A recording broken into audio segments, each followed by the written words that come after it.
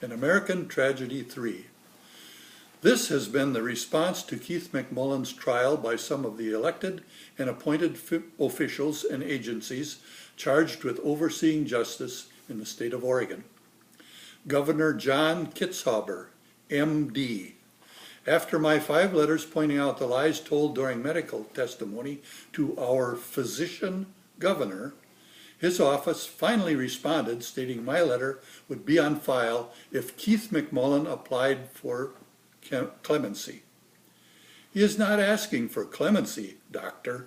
He is asking for justice. You had time to commute Gary Haugen's case, the admitted murderer.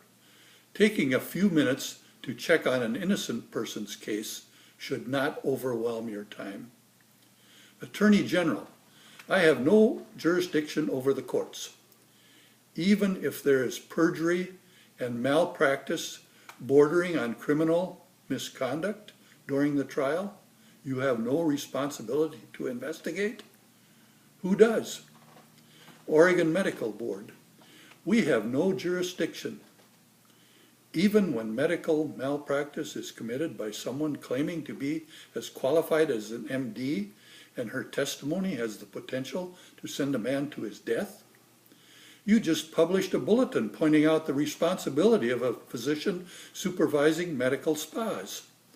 Should not the physician supervising the Oregon City Children's Clinic have responsibility for work done by Ms. Smith in that facility? Who does have jurisdiction over medical malpractice? Oregon Bar Association. We don't investigate individual cases. Even when malpractice is apparent to laymen, who does? Committee on Judicial Fitness. Fill out a formal complaint about the judge. Otherwise, we don't become involved. So who investigates a corrupt system?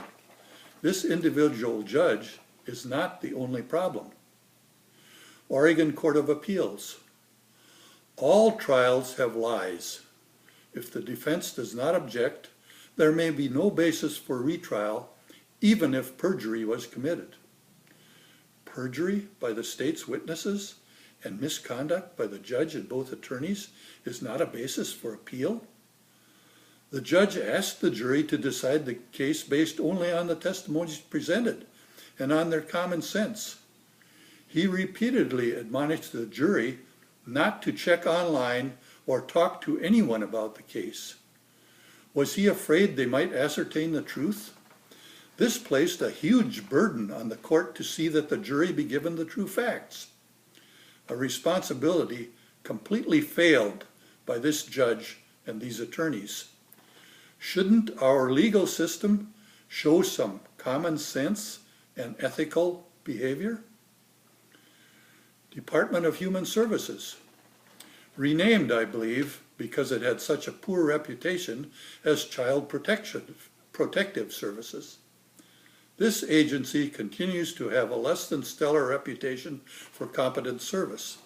They continue in their role as experts in the field of child abuse/sexual assault in spite of cases like this, where not one of those involved seems to understand basic human sexual anatomy and reproductive physiology.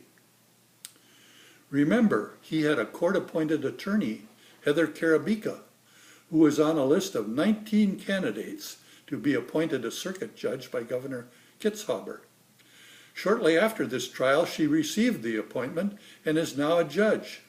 If she was the top qualified candidate, it is hard to imagine what our court system is becoming.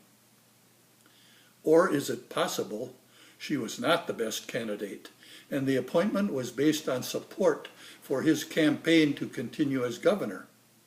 You will have to ask him and her about that. However, it does raise the conflict of interest issue and why she made little attempt to present a defense and challenge the court proceedings by being a strong advocate in Keith's defense. With each of the above elected persons or legally appointed entities denying responsibility, to whom does Keith McMullin turn? To a legal system which denied him his right to a fair trial in the first place? Unless you, the honest citizens, start to hold our elected representatives locally and nationally responsible for this type of justice, you or your loved one could be the next Keith McMullin. We have become very aware of bullying in our schools. This type of case is a real-world example of adult bullying. The Child Protection Services, the Child Protection people accuse you falsely.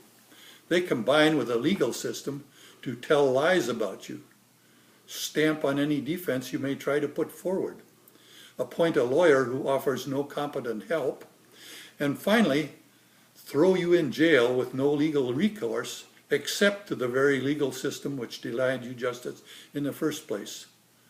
To me, this is just a legal system, not a justice system. This case was decided on two very clearly known medical facts. Ask your physician or an OB/GYN specialist these two questions.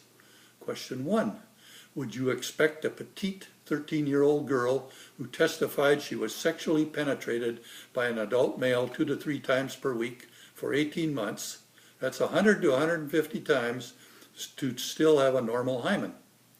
Question number 2, do you think the whole hymen business is a myth and all sexually active teenagers have normal hymens because we were designed to have sex with each other?